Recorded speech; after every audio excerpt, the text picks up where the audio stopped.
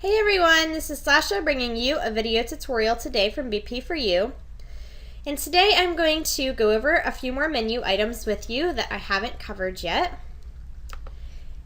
The first one is this file info. And so we start over here and we can add file information to our photographs from this menu. The important one that I want you to focus in on here is that you want to copyright your pictures and give the copyright notice here, and that can say whatever you need it to say to protect your images. We talked about this over here in the organizer. It's the same menu that's in the organizer, so be sure to watch that video to get the full description on exactly what all of these do. The second thing that I want to talk to you about is this process multiple images. And so the first thing that I want to show you is that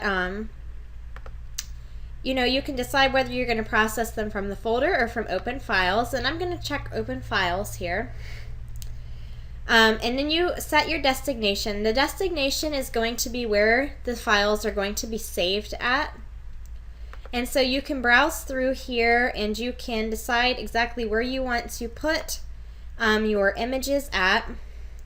And then you would click OK, and that is going to, when we save them, when we click over OK down here, they're going to close out of Photoshop Elements, and they're going to just be in this folder that you have set the destination to. So make sure it's somewhere that you're going to remember and be able to find your pictures again.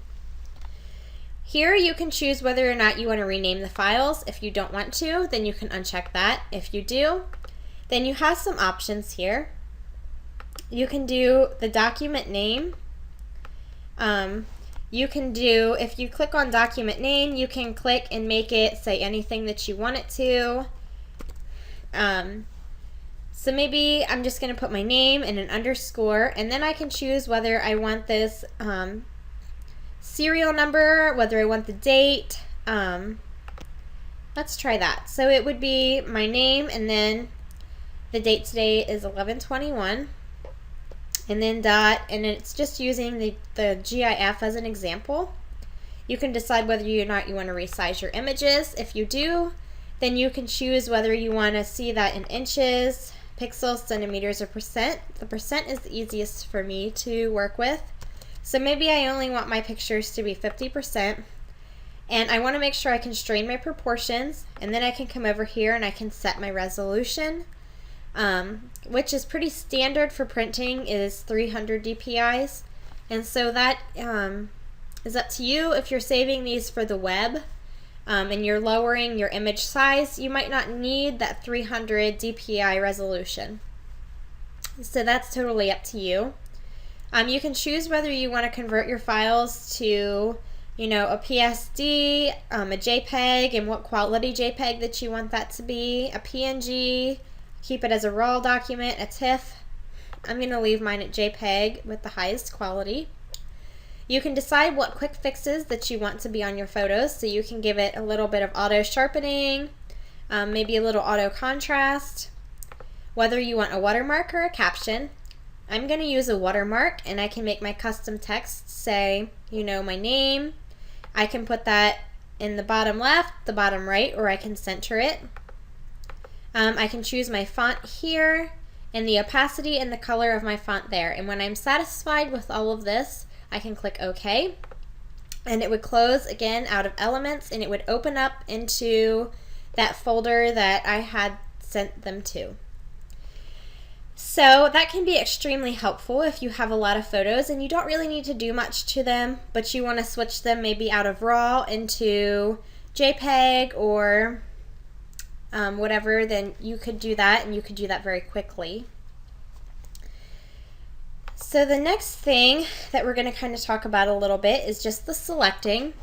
And I want to show you guys something because I think it's really important to understand. So if I go ahead and I'm working, and let's say that I've been working on this perfect selection for a little while now, and I made the selection and I'm so happy with it. I mean, it's going to happen to you probably at some point that you're going to make a selection and you're just very excited about your selection. And then all of a sudden, out of the blue, something really bad happens and you accidentally hit the deselect button. And we're going to pretend like you have been working on this selection and it has taken you forever to do. So we're going to go up here to select and we can hit this reselect, which also has a keyboard shortcut of Shift-Control-D, which would be, I think, Shift-Command-D on a Mac. And so if I hit that reselect button, you can see I now have my selection back and I can continue to work on it and perfect it until I am satisfied with that. And so if you accidentally deselect something, don't throw your hands up and cry, because that is a really quick and easy way to go ahead and get that back. And so now I know that we've talked a little bit about refining a selection, but let's go ahead and talk again, because there's some things down here that you can use to help you refine your selections. So let's go ahead and we can put that on black, or we can make that black and white like that, and we can look at this a few different ways. And so here's our standard way of looking at it, and then we have this mask here. But let's look at it like this. So we can contract and expand this selection. And here we would be contracting it, and here we would be expanding it. And so if we contract this selection a little bit, we're going to have a much tighter grip around the girl here. We can feather our selection so that we have a nice soft edge here. And then we can kind of go through and we can smooth it as well to get a more rounded out line without getting those pixel bumps. And we can take away any jagged edges. And so if I click OK on that, then I'm going to have a much more cleaned up version of what I had going on just a minute ago. And so you can see now that that's just something that you can kind of do really super quick. You can see it only took us a second, and if I wasn't explaining it, it would have been even quicker. And that just kind of cleans up a selection for you. Okay, so a couple other things here with the selections is that you can always go in and you can transform your selection as well. And so maybe if you wanted that down just a little bit or up just a little bit, if you are happy with it, you press the check. If you're not, then press the little cross out thing. Here's another way that you can go in and you can feather a selection. Here you can select the inverse. So now she's selected and the background is not. And again, if you want to select it again, then you select the inverse, and now we've got the background selected instead. If you want to turn a selection into a mask, you just hit your mask button while you have your marching ants up, and you can see now that this is my selection. To select the inverse of that, you just hit Control-I, and you can watch this mask down here. As I hit Control-I or Command-I on a Mac, you can see that my selection flip-flops, and I have the opposite.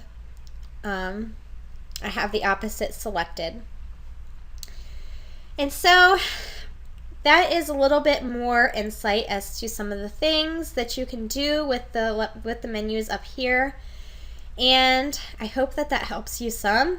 I know that there is a lot to Photoshop Elements, but once you get the hang of it and you really start getting in there and using the tools, and you kind of watch these video tutorials, it's all going to come and it's going to be secondhand, and you won't even have to think about it anymore. So thank you for watching this video tutorial. Happy editing!